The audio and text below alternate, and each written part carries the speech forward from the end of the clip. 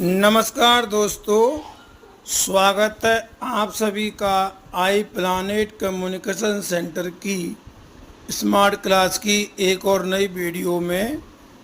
दोस्तों, आज मैं आपको इस वीडियो के माध्यम से RSCIT एग्ज़ाम हेतु मोस्ट क्वेश्चंस और उनके आंसर बताने जा रहा हूं। दोस्तों, ये वीडियो आप सभी के लिए बहुत ही खास है। यदि आप हमारे इस चैनल पर नए हैं तो आप हमारे इस चैनल को लाइक और सब्सक्राइब अवश्य करें और इस वीडियो को पूरा ज़रूर देखें।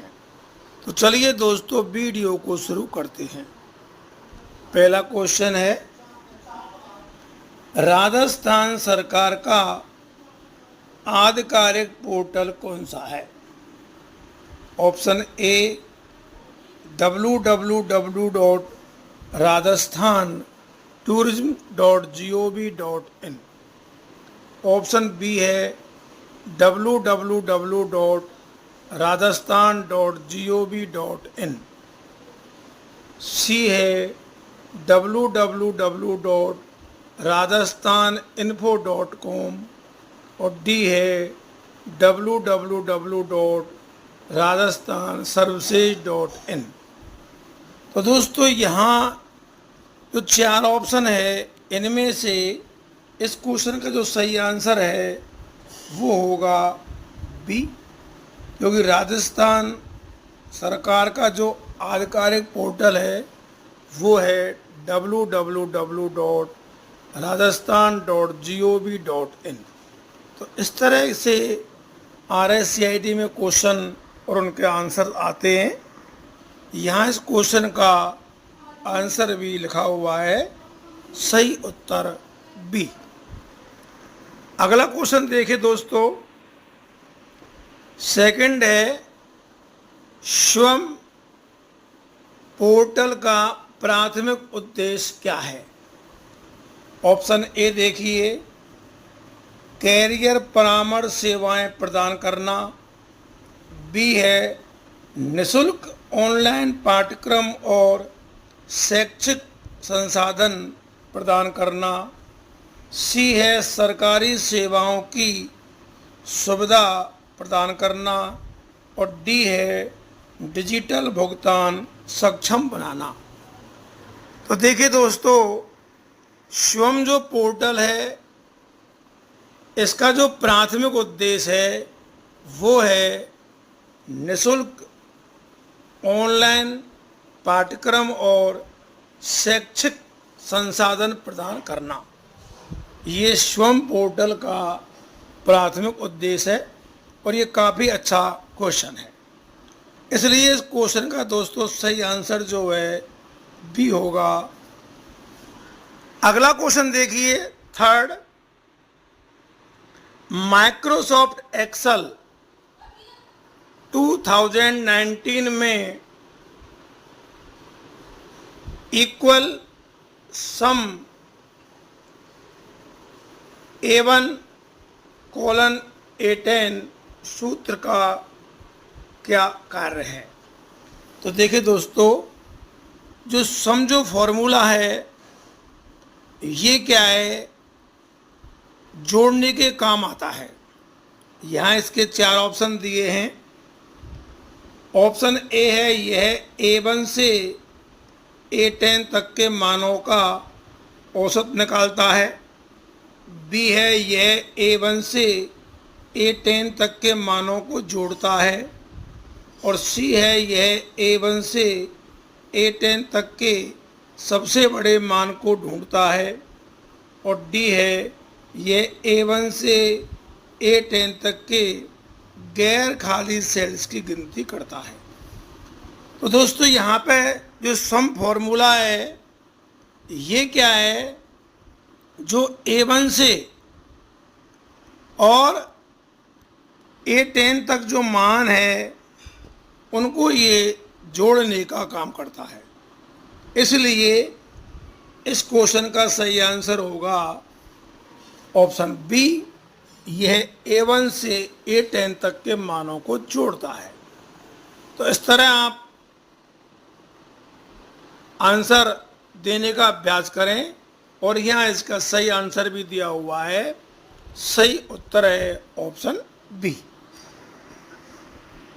अगला क्वेश्चन देखिए, ये भी एक एक्सेल का ही क्वेश्चन है, फॉर्मूला है ये भी।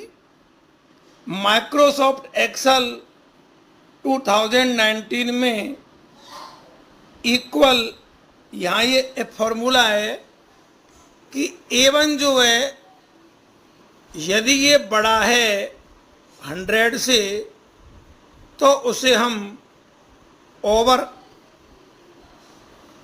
अन्यथा उसे अंडर जो है मान देंगे।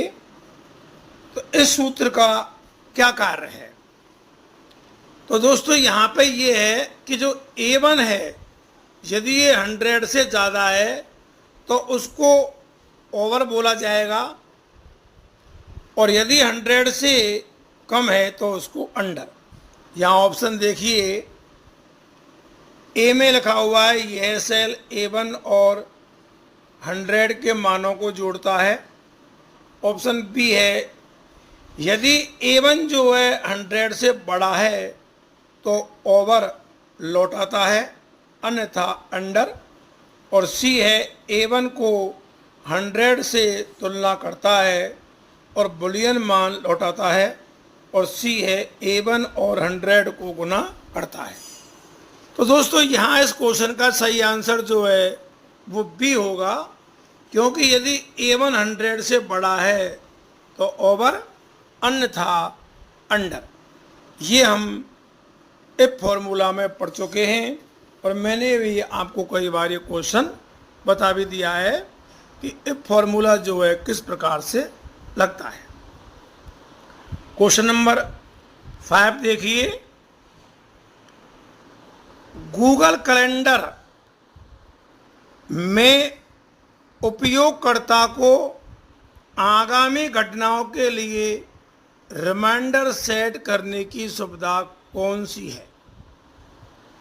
ऑप्शन ए देखिए गूगल कीप, बी है गूगल टास्क्स, सी है इवेंट नोटिफिकेशन और डी है गूगल ड्राइव।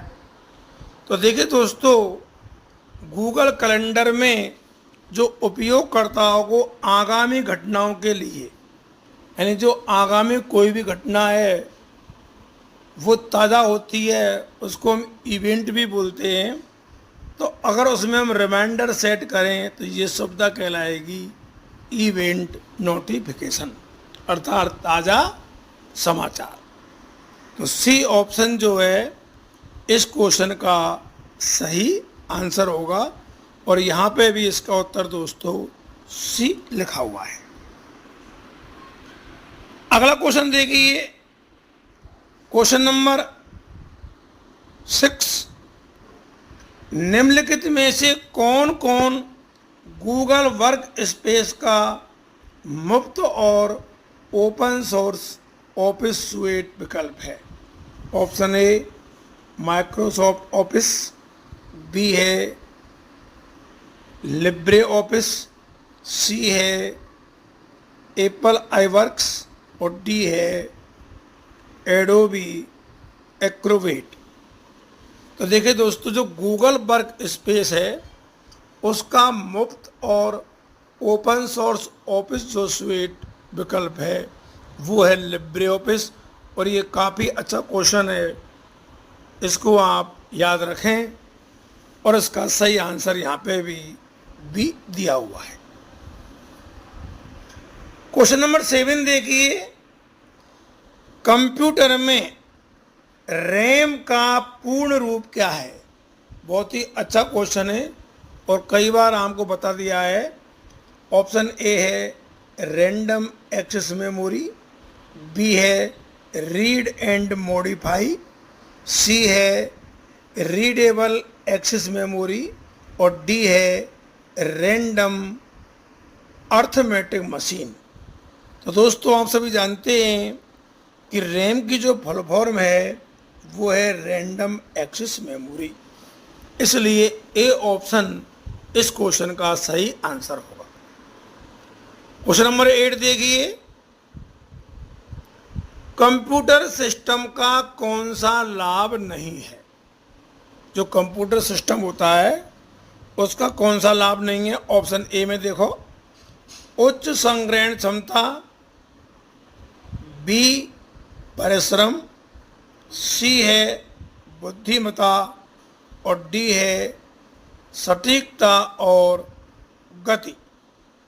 तो दोस्तों आप सभी जानते हैं कि कंप्यूटर जो होता है सिस्टम, उसका जो लाभ नहीं है वो है बुद्धिमत्ता। क्यों? कंप्यूटर जो होता है ये वही काम करता है जो हम इसको निर्देश देते हैं, इसलिए कंप्यूटर सिस्टम का लाभ नहीं है, यानी बुद्धिमत्ता। अगला क्वेश्चन देखिए 9, ग्राफिकल चित्र जो किसी ऑब्जेक्ट जैसे फाइल, फोल्डर आदि का प्रतिनिधित्व करते हैं वो क्या कहलाते हैं? Option A taskbar icon, B है डेस्कटॉप, सी है आइकन और डी है इनमें से कोई नहीं। तो दोस्तों ये मैंने आपको बता दिया है कई बार कि जब हम कंप्यूटर को ओपन करते हैं तो जो हमारा डेस्कटॉप होता है उस डेस्कटॉप पर लेफ्ट साइड में आपने देखा होगा छोटे छोटे से चित्र होते हैं, वो ग्राफिकल चित्र कहलाते हैं। वो जो है फाइल हैं, फोल्डर हैं या कोई भी जो है इमेज है, उनके वो चित्र होते हैं और उन्हें हम आइकन कहते हैं। इनको हम डेस्कटॉप आइकन भी कहते हैं। इसलिए सी ऑप्शन इस क्वेश्चन का सही आंसर है। और आप ये ध्यान रखें कि डेस्कटॉप पर बने छोटे छोटे चित्रों को या डेस्कटॉप पर बने ग्राफिक्स चिन्हों को या चित्रों को हम आइकन कहते हैं। क्वेश्चन नंबर 10 देखिए, पोर्टल का उपयोग मुख्य रूप से बस टिकट बुक करने के लिए किया जाता है। ऑप्शन ए NVSP, बी है PSK, सी है RSRTC और डी है IRCTC। तो दोस्तों देखिए, आप सभी इसको तो जानते होंगे क्योंकि IRCTC ये रेलवे की एक साइट है जहाँ से रेलवे का टिकट बुक किया जाता है। लेकिन अगर बस का हमें टिकट बुक करना है तो उसकी जो साइट है वो है RSRTC, Rajasthan state road transport corporation. इसलिए आपने देखा होगा जो राजस्थान की बस होती हैं उन पर लिखा भी होता है राजस्थान राज्य पथ परिवहन निगम। तो इसलिए इस साइट से हम बस का टिकट जो है बुक कर सकते हैं। इसलिए सी ऑप्शन इस क्वेश्चन का सही आंसर होगा। यहाँ NVSP ये जो है नेशनल वोटर सर्विस पोर्टल है। यहाँ जो है अपन मतदाता सूची में नाम जुड़वाने का करेक्शन ये काम कर सकते हैं। और PSK जो है ये पासपोर्ट सेवा केंद्र है जहाँ हम पासपोर्ट अप्लाई कर सकते हैं। तो इस तरह दोस्तों इनकी फुल फॉर्म है वो हम पे आने चाहिए। IRCTC की फुल फॉर्म है Indian railway catering tourism corporation. तो ये भी हम पे आनी चाहिए क्योंकि RSCIT एग्जाम में इस तरह के क्वेश्चन जो है अक्सर पूछे जाते हैं। क्वेश्चन नंबर 11 देखिए, निम्नलिखित में से कौन सा एक सर्च इंजन है? Option A Internet Explorer, B है फ्लैश, सी है गूगल और डी है फायरफॉक्स। तो दोस्तों आप सभी जानते हैं कि जो सर्च इंजन है वो है, सबसे बड़ा सर्च इंजन है गूगल। आपने गूगल के अलावा याहू का नाम सुना हो, बिंग का नाम सुना हो, तो ये भी सर्च इंजन है, लेकिन यहाँ उनके नाम नहीं है, केवल गूगल का नाम दिया हुआ है। तो गूगल जो है एक सर्च इंजन है, इसलिए सी ऑप्शन इस क्वेश्चन का सही आंसर होगा। अगला देखिए दोस्तों, क्वेश्चन नंबर 12। प्रोजेक्टर को कंप्यूटर से जोड़ने के लिए आमतौर पर किस केबल का उपयोग किया जाता है? Option A twisted pair, B है चार्जर, सी है पावर और डी है HDMI।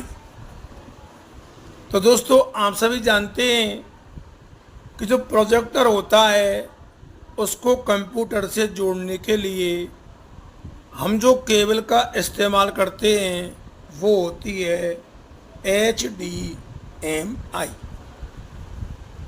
डी ऑप्शन इस क्वेश्चन का सही आंसर है। अगला क्वेश्चन देखिए, बहुत ही इम्पोर्टेंट, बहुत ही मोस्ट है। मॉक का फुल फॉर्म है, MOOC का full form. Option A massive open online courses, B है multiple online open courseware, C है mega online ocean of courses और डी है मोस्ट ऑप्टिमिस्टिक ओपन कोर्सेज। तो दोस्तों आप सभी जानते हैं कि जो MOOC है इसका जो फुल फॉर्म है वो ए है मैसिव ओपन ऑनलाइन कोर्सेज। बहुत ही अच्छा क्वेश्चन है ये, RSCIT एग्ज़ाम में कई बार ये आ चुका है। तो इस तरह क्वेश्चन RSCIT एग्ज़ाम में आते हैं।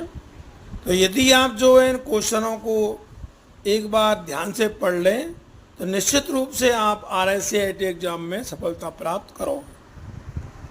क्वेश्चन नंबर 14 देखिए, निम्नलिखित में से वर्तमान या सक्रिय विंडो को बंद करने के लिए किस शॉर्टकट कुंजी का उपयोग किया जाता है? ऑप्शन ए Alt+F4, बी है Ctrl+F4, सी है Ctrl+F6 और डी है Ctrl+Escape।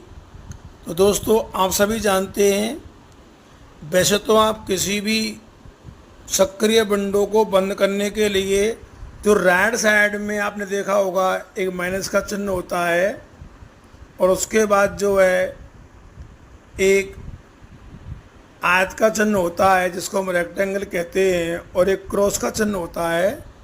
तो ज़्यादातर जो है हम क्रॉस के चिन्ह पर क्लिक करके सभी सक्रिय विंडो को बंद करते हैं। लेकिन अगर हमको यहाँ पर कोई शॉर्ट की अपनानी हो तो वो भी मैंने आपको बता रखी है कि हम Alt+F4 के ज़रिए किसी भी सक्रिय विंडो या वर्तमान विंडो जो ओपन है उसको हम बंद कर सकते हैं। तो ए ऑप्शन जो है इस क्वेश्चन का सही आंसर है और ये बहुत ही अच्छा क्वेश्चन है। RSCIT एग्ज़ाम में ये कई बार आ चुका है, तो आप इसे याद रखें। आल्ट जो है कीबोर्ड में एक बटन होता है और F4 जो है एक की है जिसको हम जो है फंक्शन कीज कहते हैं। आपने कीबोर्ड में देखा होगा कि F1 से लेकर के और F12 तक जो ये 12 की होती हैं इनको हम फंक्शन कीज कहते हैं। तो वहाँ आपको F4 फंक्शन कीज दबानी है, ना कि आप कीबोर्ड से F दबा करके और 4 जो है जो न्यूमेरिक कीज है इसको आप दबाएं। आपको ये F नहीं दबाना है, आपको फंक्शन कीज का जो F4 है वो आपको दबाना है ताकि आप जो है सक्रिय विंडो को बंद कर सकें। अगला क्वेश्चन देखिए 15वां, किसी दस्तावेज में एक नया पैराग्राफ दर्ज करने के लिए कौन सी कुंजी दबाएं? ऑप्शन ए कंट्रोल, कंट्रोल को दोस्तों कीबोर्ड में शॉर्ट में CTRL बटन होता है, कहा जाता है। बी है आल्ट, सी है ESC जिसे हम एस्केप कहते हैं, और डी है एंटर। तो दोस्तों आपने MS वर्ड में खूब काम किया होगा, और जब भी हम कोई नया पैराग्राफ दर्ज करना चाहें तो वहाँ हम इंटर का प्रयोग करते हैं, क्योंकि जैसे ही हम एंटर दबाएंगे तो जो हमारा कर्सर होता है वो पुराने पैराग्राफ को छोड़ करके नया पैराग्राफ की ओर चला जाता है।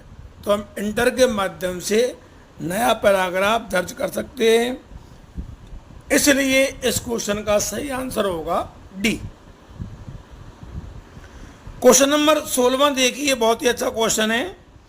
SSO यानी सिंगल साइन ऑन, SSO की फुल फॉर्म में सिंगल साइन ऑन, ये ID किससे संबंधित है? आप सभी जानते हैं इसको। ऑप्शन ए फेसबुक, बी है ई-मित्र, सी है IRCTC और डी है जीमेल।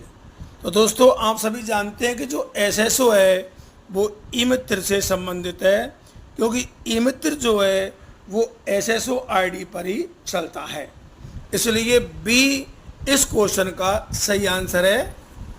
SSO की फुल फॉर्म होती है सिंगल साइन ऑन।